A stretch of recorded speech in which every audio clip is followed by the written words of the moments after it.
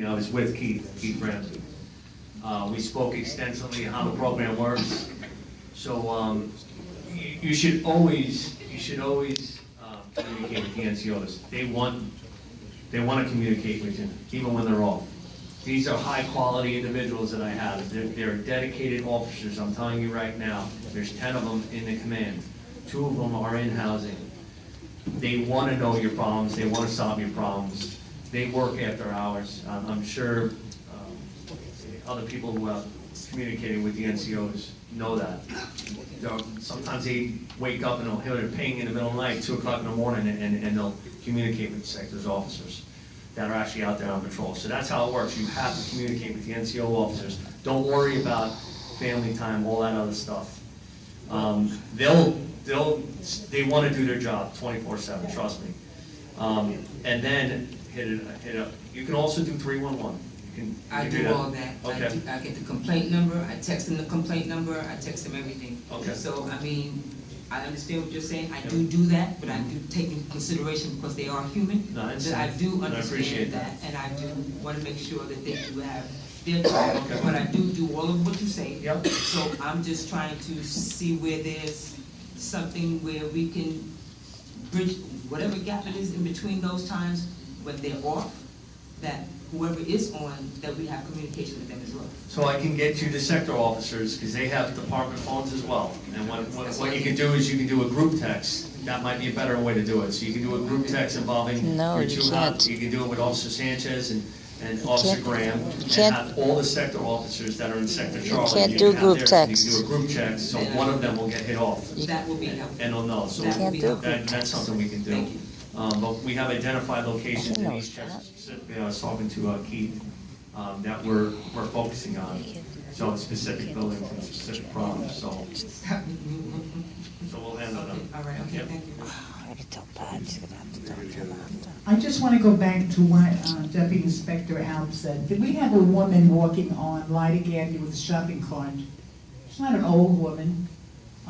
She's a vet. She has a master's degree. She has an apartment because she gets a VA check.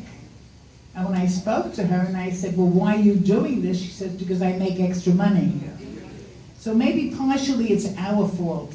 If we stop giving them the money, I mean, she wanted money, and I said, no, but if you want, I'll take you to the coffee shop and I'll get your meal. She flatly refused it. So this is what it is. They're very comfortable. They do get money from the people in our area, and maybe if we'd stop, they would go away somewhere. That's right. Yeah, I mean, that's a great point. I actually spoke to an individual that was in front of the 7-Eleven over there, and she was telling me she was making $50 a day. Why would I leave? She was from Staten Island. True story. If I panhandle, you give She me took the money. train here. An incident happened on Leidig Avenue not too long ago. Someone supposedly was spit on. He made a comment and he got beat up. I'm just afraid that may turn into gang violence. Yeah, so I reviewed the video on that incident, and I talked to squad sergeant that's handling the investigation. Apparently, what I think happened was, or from the video, we still got to get the victim in and re-interviewed. The victim was walking down the street, and a female happened to just spit at the same time as he was passing. It wasn't intentional. If you look at the video, that's what it appears like. I got to talk to the victim. And he was spit on, and he took exception to that. So he called her out. And then what happens is these 2 males come out of nowhere. They start I don't know if they're associated to that female, and they started attacking him. They brutally assaulted him. It was brutal. So we're looking to bring him back in and hope we can identify and make an arrest off that. So we're on it. We just got to connect with the victim at this point. Thanks, Captain.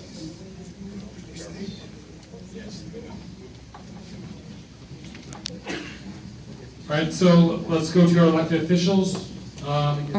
So we have looked at elected official reps. That means you're also limited to 2 minutes. Fran here will, timekeep again. So we have Borough President's office cannot be here tonight. We have Marilyn from Mark Jonai's office.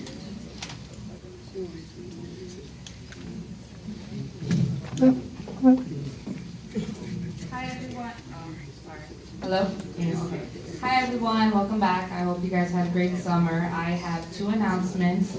Last year, everyone called our office while we were still in the assembly asking for dog signs, and we didn't have the funds to get dog signs then, but we now have dog signs.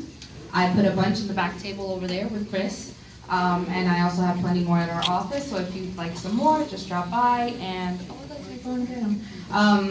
And I will give you some. My second announcement is Councilman Jonai is sponsoring the Italian Heritage Celebration at City Hall, and we are honoring Al D'Angelo. That's going to take place on Wednesday, October 10th. I believe seats are limited, but the food is not. I mean, it is unlimited. Sorry, yeah, it is unlimited. So you got to reserve. You can call our office or get a flyer in the back. Call that number, or yeah, just reach out to us. That's all I have. Thank you. Wait, does anybody have questions? No? Okay, thank you, Marilyn. All right, so next up, Councilmember George's office, Joe McManus.